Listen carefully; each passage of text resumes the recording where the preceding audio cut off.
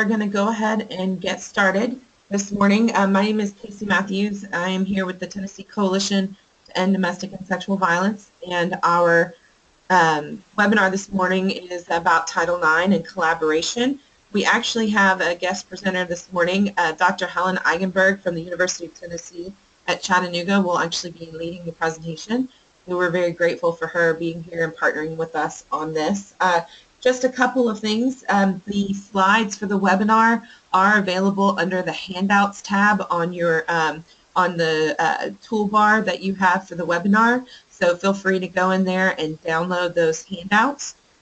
Also, everybody is in listen-only mode in the webinar. If you have anything, feel free. If you have any issues, send them to me. I'm going to be monitoring the questions box, the question and chat box as we go through the webinar this morning. And I think that is it. So I'm going to turn it over to Helen and let her get started. Good morning. Just to give you a little bit of background about myself. I've been working in the areas of domestic violence and sexual assault for about 25 years now. I started when I was 10, so I'm a child prodigy. The one thing I don't like about webinars is that they're so lacking in interaction, so please feel free to use the chat feature and ask questions as we go. It's also difficult because people have such a broad-based knowledge base in this area, so some people know Title IX pretty well and some people don't have much information at all. So that's why I'm going to rely upon you to ask your questions as we go. As you probably know, Title IX is changing rapidly right now, and so it's very hard to sort of stay on top of this. I've done some research in this area. I've worked with the coalition on it. I've worked with my local university. But if you have questions I can't answer, I will try to find out the answers and get back to you on them. What I want to do today is to give you an overview of Title IX requirements and then talk more specifically about how I not discriminate on the basis of sex. And so the programming. And the key part of that last thing is our activity receiving federal financial assistance. That's where the enforcement arm kind of comes in for Title IX. It applies to any schools receiving federal funds, which is pretty much all universities because they get federal financial aid. K through 12 can be a little bit trickier, like private schools K through 12. It may not apply to if they're not receiving any federal funds. And the enforcement arm of Title IX is Department of Education, which I'll talk about as DOE, and the Office of Civil Rights, which is OCR. So those are the acronyms that you'll need to remember for this to make sense to you as we go through it. So it deals with athletics. Again, people are probably more familiar with that, which is since the 1970s increased the participation of female athletes by huge numbers. It also looks at the right to equal treatment with respect to extracurricular activities and financial aid. And more recently, it's come into attention with respect to sexual violence and sexual and gender-based harassment. Actually, to some extent, it's been going on a little bit longer than people tend to think because it's getting so much attention at the university level right now. It was surprising to me when I started doing some research on this. The sexual and gender-based harassment, especially around transgender people in bathrooms that we tend to think is like a new issue, really goes back for quite some time that the Department of Education and OCR has been kind of quietly dealing with this and issuing regulations, but it didn't get a lot of attention until things have kind of bubbled to the surface with legislation. So like I said, the case law and OCR involvement is not new, even though it feels new. One of the things that's been interesting is that the level of attention has changed under President Obama. That actually was even true with respect to athletics, that there was a ton of ground that was lost during President Bush as he pretty much backed off all of the regulations for Title IX under his administration. So when President Obama came in, he started looking at Title IX and upping enforcement efforts. Not changing things, just saying we're going to enforce the rules. Excuse me. There's typically less focus on high schools currently, and I'm going to talk more about that as we go on because I'm not sure how many of you actually have a university in your area or at universities. I think there were a couple of folks that were working more specifically with universities, but it's kind of the forgotten area right now. For those of you in the Chattanooga area who have heard about the Ottawa case, for example, the sexual assault that took place there, the lawsuit that was just recently filed, where the school district's going to end up writing a big check, in my opinion, was filed under Title IX. So there are high school cases that are, bubbling to the surface, but most of it, the attention has been focused on Title IX at the university level. And I think a lot of that has had to do with The Hunting Ground. If you haven't seen it, I highly recommend it. It's on Netflix and Amazon now. It was hard to get a hold of for a while. It certainly brought a lot of public visibility. There's also two other films that are at the bottom. It Happened Here is also very good. It doesn't have the kind of publicity. And Audrey and Daisy is a new one that's out about sexual assault in high schools. I haven't watched it, but my students tell me it's excellent. It's just on my list to do things. But so the high school level is where I think we're going to see a lot of changes in the near future. There's also less focus on interpersonal violence. All of the Title IX regulations, or almost all of them, deal with sexual assault and domestic violence, and yet that often gets ignored, and we're just focusing on sexual assault. And so a lot of experts have also predicted that the next big kind of focus in terms of Title IX enforcement is going to relate to domestic violence and intimate partner violence. And the public debate focusing on the transgender issue in bathrooms, like I said, sounds like it's been relatively new, but there have been a fair amount of cases going back for a while on this that have been dealt with by OCR. And when you think about it, it makes a little bit more sense when you think about the high school environment.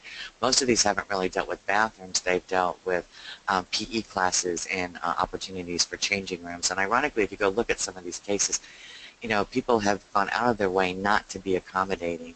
And for example, in one case, I remember they refused to put up curtains in the girls' changing area. And sort of like, what would be the problem? I think many of us have flashbacks to horrible experiences in PE and changing rooms, and yet some of these schools have really fought reasonable accommodations.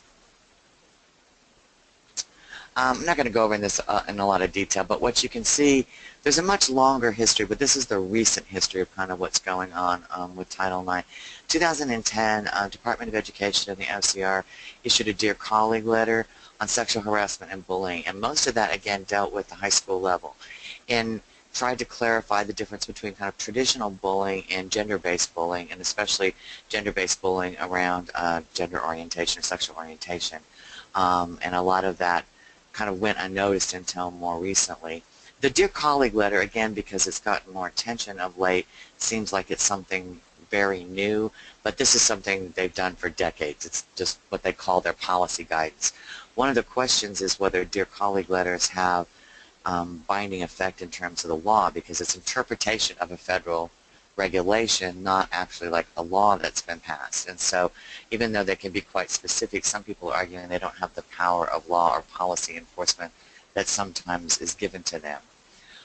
In 2013, VAWA was reauthorized, and part of that, Violence Against Women Act, part of that was SAVE, which I can never remember the acronym, but Sexual Assault Violence Elimination Act, I think. Yeah. And what that did was, yes, thanks. Yep, you got it. I use acronyms too often and I forget what they stand for. That expanded Clery, which I'm going to talk about in a second, but Clery is a very old law that required reporting of sexual assault and other kinds of violence on campus. In 2014, the White House issued a report on college sexual assault, and that's a very massive and interesting report. If you haven't looked at it, it warrants looking at. And then some of the more recent high-dollar cases, the Florida State University cases, the Jameson Winston case, they settled for $950,000 just recently, and that UTK just recently settled, Knoxville settled for $2.48 million. Make of that what you will, but the highest case to date is actually an older case from Boulder, Colorado, which was $2.5 million. So the 2.48, I think, was significant. And Boulder gets cited all the time in the literature as the highest settlement. I think I've already said this pretty much in terms of the three major pieces. So the Clery Act, the Dear Colleague letter, and the Campus SAVE. One of the things that's important to remember, though, is that Clery only applies to colleges. The Dear Colleague letter applies to both, and Campus SAVE pretty much only applies to colleges. And I'll try to remember to say that as we go through the different pieces. So the Clery Act was a young woman named Jeanne Clery who was murdered in a university in 1986. It was actually a case of a stranger sexual assault but the family then became very proactive in saying if they'd have known that the student had been, I think, readmitted. Casey, you may remember more of the details than I can remember right now, but it was a case where the university should have had some notice that this person was dangerous. And so when the family found that out, then they were saying, well, there should be information about how dangerous it is on campus, and hence this reporting requirement. So since 1990, actually, campuses have been required to report crimes every year in October, and they've been required to report for the prior 3 years. They're also required to issue what is called timely warnings, which are kind of good and kind of problematic. So what that means is if there was an armed robbery on campus, they're required to issue an alert to the entire campus. Mostly that's done on email now. It goes out to all students. It says, you know, there was a robbery and this is where it happened. These were the circumstances, etc. One of the other problems, though, is that with sexual assault specifically, most of these timely warnings have been very poorly written. So until recently, for example, at our university, they would say things like, there's been a sexual assault on campus, so you should remember not to go out alone by yourself and don't drink too much, and all of the, you know, stranger danger, risk reduction kind of stuff that wasn't useful, especially since most of these sexual assaults were committed by acquaintances and sometimes had been quite some time ago before they were reported. So our timely warnings have gotten better, but that still can cause some problems for universities. The Department of Education monitors this and can fine up to $35,000 per violation and suspend student financial aid. However, they have almost never issued sanctions. Eastern Michigan is one of the exceptions. They were actually fined over $350,000. It was multiple violations, involved a murder, and also involved the cover-up of it. And so it was an extraordinary case. For the most part, there have not been any sanctions for violations, and for the most part, until relatively recently anyway, there's been widespread agreement that universities have not complied with Clery in significant kinds of ways. And one of the problems when you start talking about sexual assault, especially on college campuses, is if you saw the hunting ground, it was pointed out, like, no one wants to ruin their brand. It's like, send your students here, but oh, by the way, we have a sexual assault problem. And instead of sort of educating parents that every university in the United States has a sexual assault problem based on the data, and we're trying to do something about it and be responsive, there's a tendency to try to one-up, or has been a tendency at least of trying to want to not highlight these kinds of things. And if you look, for example, on a lot of campuses, ours just got better this last year, but a lot of these Clery reports are buried in places where they're very hard to find, even when they're required to report them. So say, as I said, amends Clery, so it adds some additional things. One of the things is it specifically adds domestic violence, dating violence, and stalking to crimes that have to be in the annual security reports. Prior to that, they only looked at felony reports, so as many of you well know, a lot of the domestic violence and or stalking crimes might be misdemeanor crimes, so they weren't included in the Clery reports. It also expand definitions of hate crimes to include gender identity and national origin, to get better data on hate crimes on campus and to get that reported in these documents. And then this is expanding to what needed to be reporting is sort of more in line with what you traditionally think about Clery. This last piece was kind of a step away from what has normally been seen as something that fell under either VAWA or Clery. It's requiring primary prevention and awareness programs for all incoming students. So all freshmen and all employees now must have training that includes definitions of sexual violence, bystander intervention, risk reduction strategies, and information on how you report incidents and how the disciplinary process works. You can see in this that there's, you know, the sexual violence literature, there's always some tension around risk reduction, whether that should be taught or is that blaming the victim by saying, don't do these things and you won't be sexually assaulted. The compromise was to put, the legislative compromise was to include bystander intervention and risk reduction strategies. So that's how they both ended up from there. The Dear Colleague letter, if you've had a chance, yeah. Sorry, just really quick, I want to let people know that I'm actually sending out, I'm sending out like the Clery Center and some resources kind of as you go along. I'm putting in some of these places where they can get more information on these particular issues. So just FYI.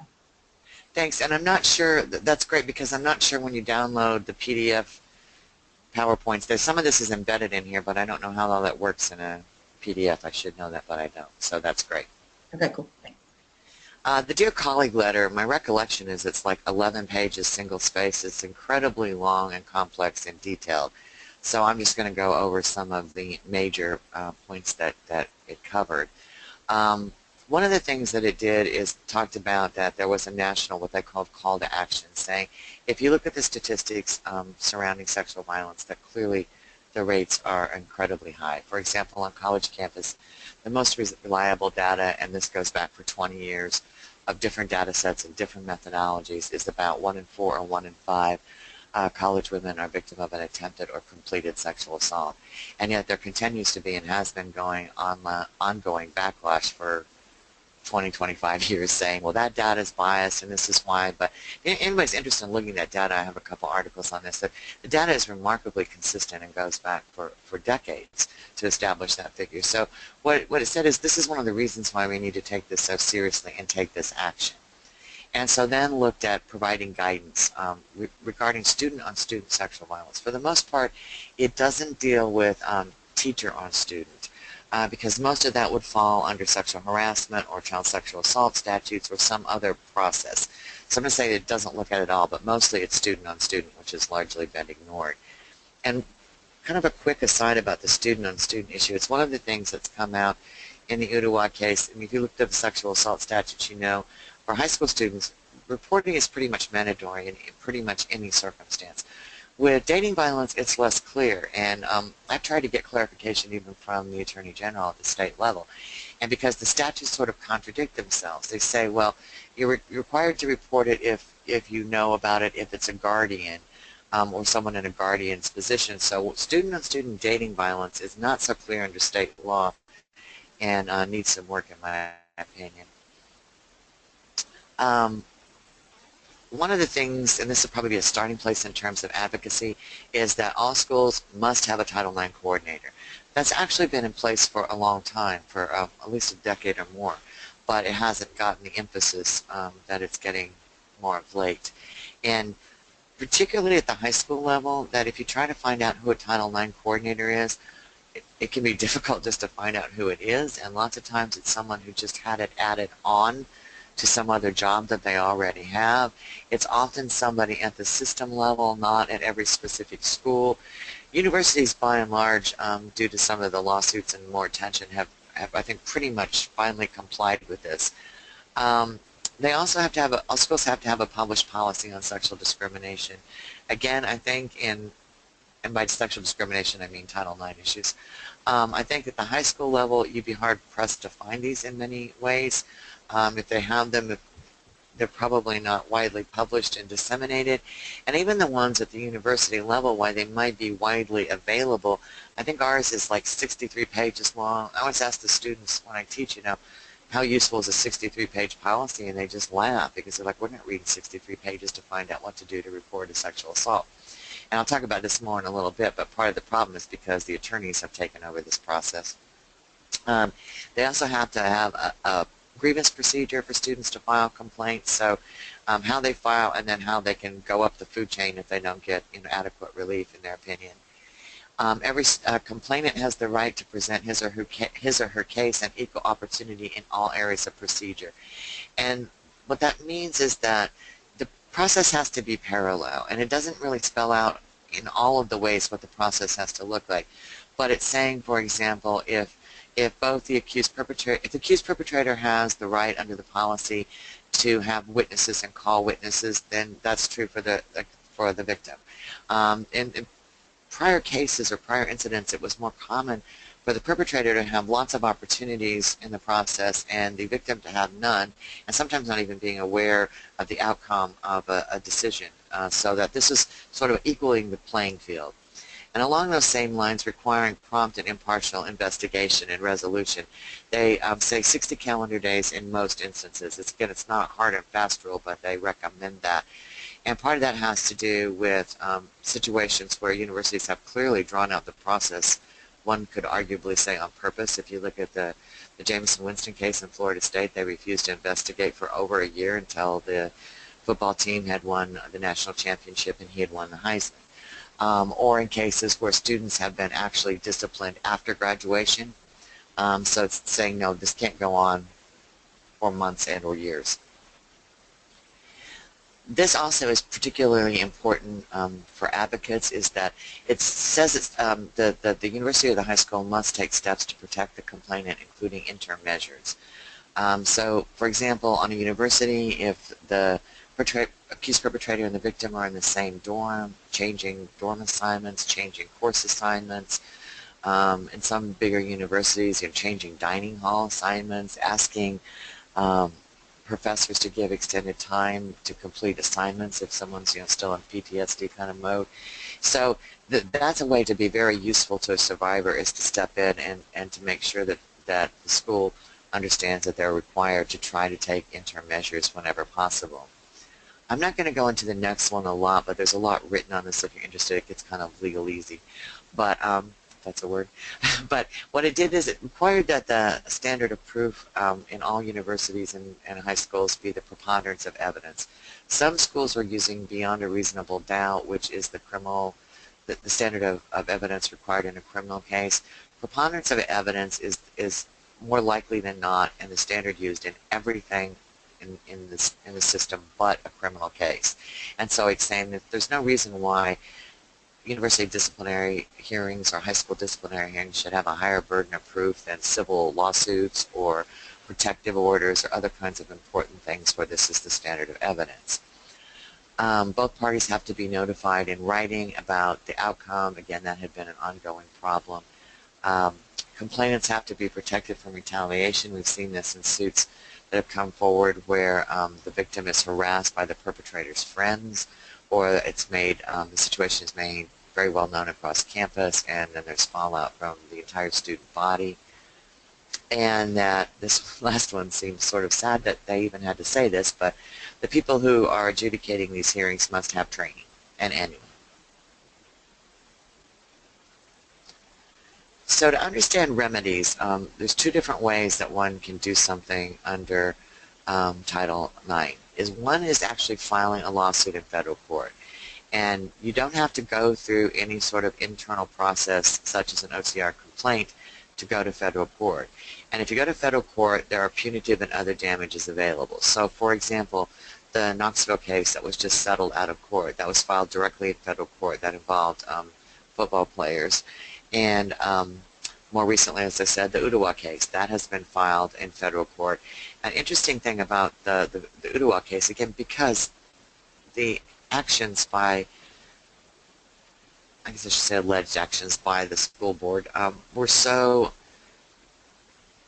unresponsive and out of line that they actually have, the lead counsel is coming out of D.C., and I think the two lead counsels are coming out of Washington, D.C., and the third one I think is based in Nashville. They're not even local attorneys. So what this says to me is that there are attorneys starting to specialize in this issue, and that something that's quite egregious could bring, a significant amount of legal expertise to bear on this.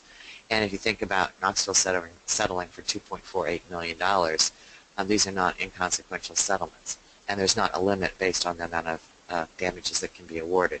The more common thing that happens, however, is that the case is filed with the Office of Civil Rights Division of the Department of Education. So filed with, here this is OCR cases.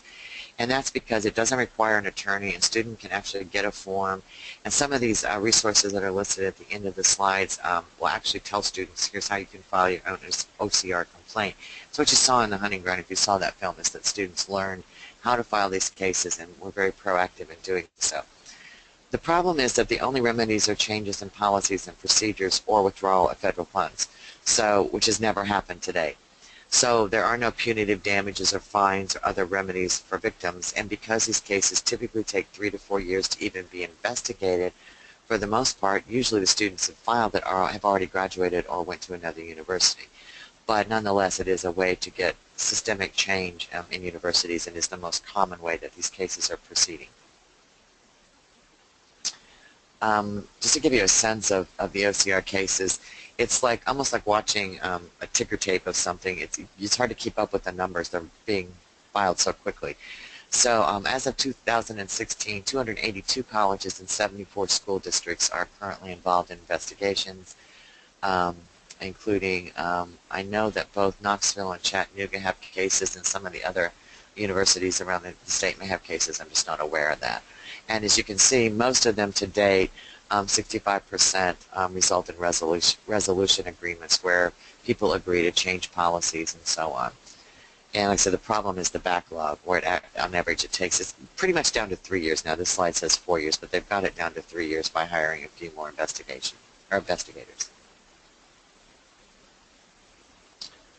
I just want to mention this, and I'm not going to go through the entire slide, but I think one of the most interesting pieces of this is a recent study done on university college presidents is that 63% of them think that this new focus is good and it's made people a lot safer, but only about a third of them think that sexual assault is prevalent. And most clearly problematic to me is that only about 6% agree that sexual assault is prevalent on their campus. And I'm guessing if you did a similar survey for administrators at the high school level, you would see similar kinds of things. This cognitive dissonance, like it's probably a problem, but not that big a problem as people want to make it seem to be, and certainly not that big a problem in our place. And so it's one of the things that makes it very difficult to advocate. And you know, I'm familiar with some university presidents who I think in their heart of hearts are pretty proactive on this issue, who still kind of approach this as, yeah, but our campus is pretty good. And that's hard to establish in terms of the data. So I want to talk a little bit quickly then about backlash and unintended consequences. That happens with any kinds of changes that occur.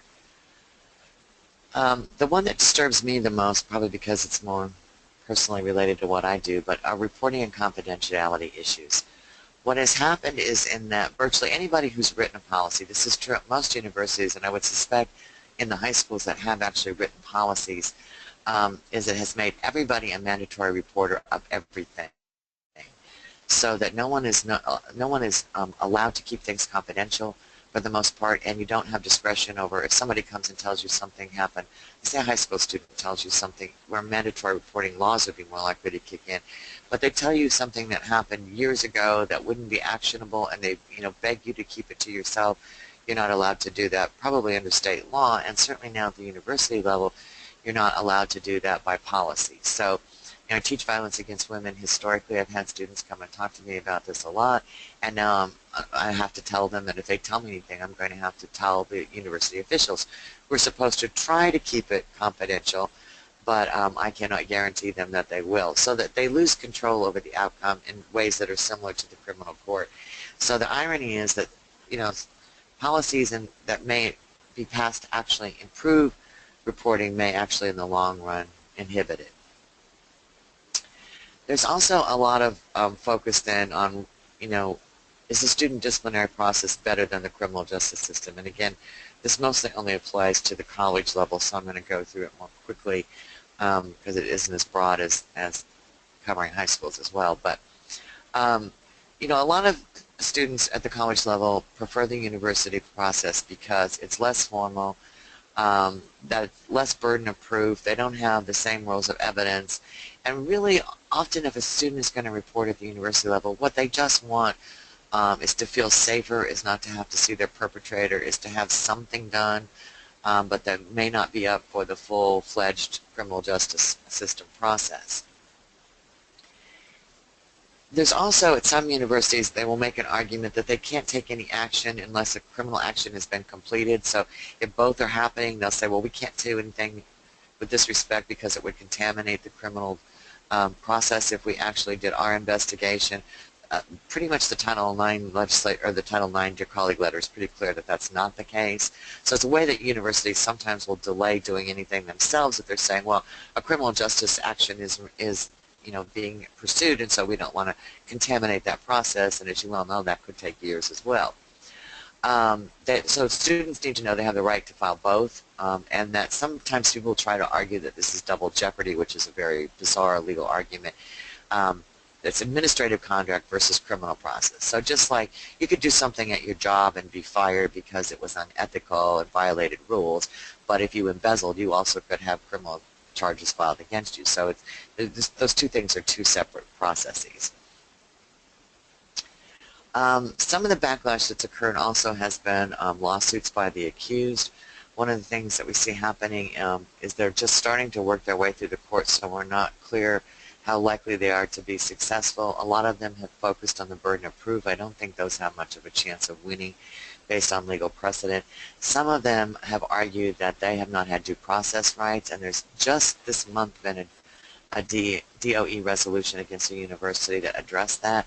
One of the things that's happening in some universities is they went too far the other direction. So a victim comes forward, they file a complaint, and the university suspends the perpetrator, the accused perpetrator, without any due process rights at all, or does other things that, takes them out of classes or whatever that can have an effect on them, and they haven't had a chance even to say that this is what happened to me. And so what the DOE resolution says is, no, that those students are allowed some due process. In language that might be more transferable to some of you, it's kind of what I would have likened to an ex parte order, is that, you really need to give them some due process until the full order could be heard and entered in. So I think we're going to see more along those lines happening. There's also been some legislative attempts to stop campuses from dealing with these cases at all, with laws actually being passed to say they have to go to the criminal justice system and can't be dealt with at the campus or high school level, and that a lot of money has been put into this from fraternities at the federal level. None of those have been so far successful. And actually then, because of what I'm talking about, this notion of perpetrators haven't always been treated fairly, now there's this push sometimes to have advocacy for perpetrators, which to me is the oddest thing.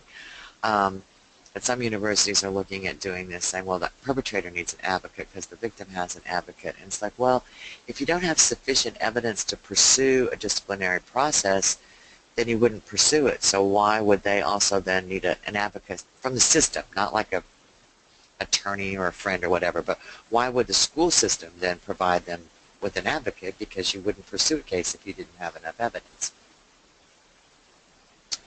There's also been a loss of control, especially at the university level, and I suspect it's probably going to start happening at the high school levels, is that what has happened is that university attorneys who don't have any subject matter expertise now are becoming the ones in charge of this. And so they're writing policies to protect themselves, and the needs of survivors, victims, advocates is not usually being heard. And in fact, they're usually not being involved. It's also becoming a business. There's national marketing efforts going on where people are making gazillions of dollars now. There's one that's doing a campus climate survey that's a horrible survey, and the federal government paid thousands of dollars to have one developed. It was tested, it was validated, it's free, and they're not using it. For example, Knoxville chose to go with one of these marketing places for the entire system, all UT campuses, and refused to even look at the free one that is much better. The good news, sexual assault in schools is a national issue, and I don't think it's going away anytime soon. I've been waiting a lot of my career to see people on campus, for example, taking this seriously. I think, again, like I said, I think high schools are going to be seeing this soon. I think intimate partner violence is just on the horizon. And again, I know I sound like a paid person that's doing commercials for the hunting ground, but if you haven't seen that, one of the things I find so empowering about that movie is that much of the advocacy that started in this movement came by student survivors who empowered themselves and empowered other students, and actually, started a national movement, or at least certainly supplemented a national movement. And so it's one of the things that I think is important, is to help empower students at every level, to make them understand that they have a lot of power right now. The planets are aligned in ways that don't often happen. So how can advocates use this information? The first thing is that if you're trying to work on a case, is to find out who the Title IX officer is at the university and school level, and then develop a relationship. And as with all advocacy, better to start developing those relationships before you actually have cases. So you know who these people are, you have a sense of how you can work with them before you might actually have to be dealing with the specific instance. One of the ways that advocates can be most useful to survivors is helping with these interim measures. So at both the high school and the college level, looking at class changes, separation, security, time to make up work, etc. And oftentimes I think that people just don't necessarily think about these as administrators. So saying, well, can you contact the instructor and ask them for extra time to do a paper because they're, still in trauma? That, often people are willing to make the accommodations if someone even suggests them. The next one kind of goes along with the first one. Invite Title IX officers to meetings and trainings. Again, I think especially at the high school level, they're not getting a lot of training.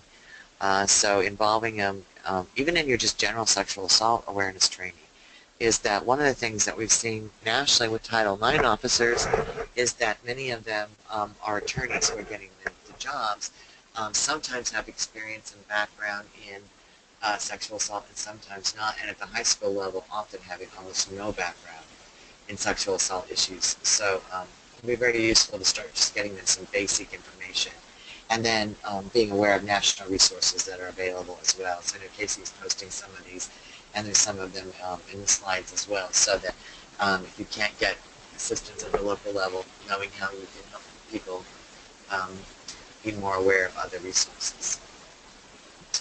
And this is just a general list.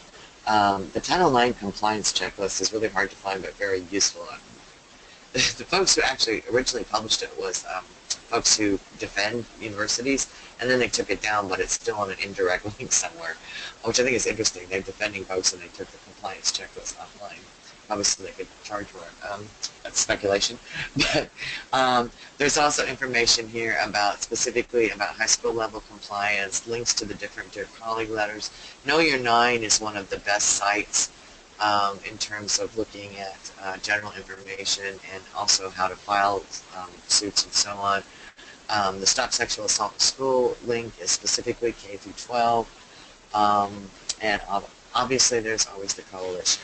So that's kind of the end of what I have. I also apologize. I'm a Midwesterner who talks too fast in general. So we'd love to have any questions from you all. Yeah, and while you all generate any questions, just send them into the questions box, and I'm watching for those. And I've also put, like Helen said, I put some additional resources into the chat box for you all. One of them that I put in there, it was actually out of the Ohio Alliance to End Sexual Violence, and it's specifically about how rape crisis centers can partner with colleges and universities to help meet some of these new requirements around Title IX and Campus Safe. So that, I think, is one that is really relevant. And then I posted another one from the Safe Supportive Learning Center about K through 12 requirements of Title IX. So check both of those out in addition to the ones that Helen has listed. So I'm not seeing any questions roll in just yet. So I'm going to give it just another minute. Also a plug for the coalition. Aren't you doing some roundtables on this, or the coalition is, in the upcoming months? We are not going to be talking about Title IX specifically. The next roundtable discussion series is slated to focus on the intersections between sexual violence and alcohol. So never mind. But of course, we're always happy to answer questions, and if we don't, same thing Helen said, if I don't know the answers, then we'll help try and find them. So I'm not seeing any questions roll in. Helen, do you want to, any final thoughts or words? Not so much. I do think one of the things that isn't available anywhere is my email address. So you can always get it from Casey, but it's also just my name, which is on the very first slide. Oh gosh, hang on, I'll go way back here. It's just Helen-Eigenberg not underlined at utc.edu. Helen-Eigenberg at utc.edu. Yeah, and again, if you want access to the slides, you have to download them before we close out the webinar. So if you go to the handouts section on your toolbar, you can download a PDF version of the slides there, so that you can go back and refer to any of these issues.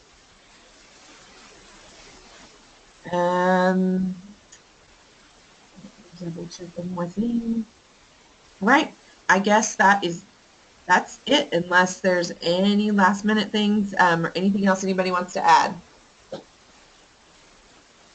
Nope. All right. Then thank you very much, Helen, for leading the webinar. I think it's a really important discussion, and I think it definitely we're going to be seeing more about what Title IX compliance in the K through 12 area is going to look like over the next several years. So thank you for being here with us and leading the discussion. And again, remember to download your slides. I'm going to leave the webinar open for just a couple more minutes. I will probably close it out by 10:50. So you've got to download those slides before then. And I guess that's it. Thank you all very much for logging on this morning.